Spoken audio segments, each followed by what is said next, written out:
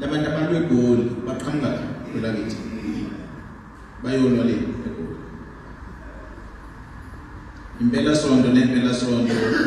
kuyanzwayo lemakhaya ngabantu bali siyabona sibhekile kuma TV eCape Town kude la eCape Town so ingane zethu lezi eziqashiwe association khona ko Cape Town ukuthi ziba ama security guard ziyabulawa ngenxa yimpi yalemboni ematekisi. Ngithe ndaba ngibuza lempi kade sikhuluma nabo izolo yibo bebengaphelele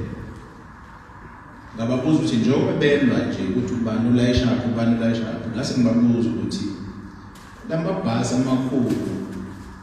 ahambayo lawo Greyhound Intercape njalo awadluli la axosha abantu baqhubeka basho bona futhi athi ayazi ithi manje ubani owabuyisa utheni ngawabuzo ipermit athola kanjani izathi ngoba mhlambe wona inkampani zabelungu elehlonishwe noma bahlonipha ngoba bayazi ukuthi make nathi ngiqala impi nabo ngeke kwazi ukuthi la kuyakini abakini abamnyama ababethi balayisha nibakhiphela isibhamu nizifaka bona insizwe ngifuna ukubabonisa ukuthi akasapho okubuhlungu ke la kunini nibadala abantu akusibona abafana abancane abantu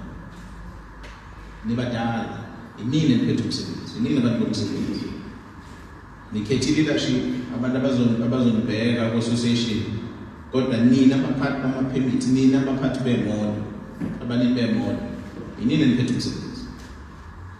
abashayeli benu lapha ngaphandle basebenzela nini zonke into abazenzayo ilezi zishoyo iy'nkabi lezi ey'dume kangaka kulelakithi zithunywa yini ukuthi zolimaza abantu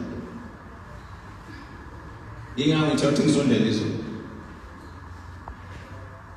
ngase ngicela izolo ukuthi asiphina nomhlangano namhlanje ngicela ndaba ukuthi angilalele leadership yakho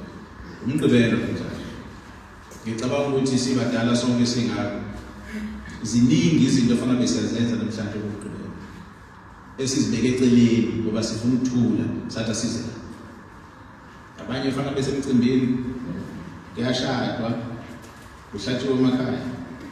njalo njalo kodwa singiyekile lokho sezona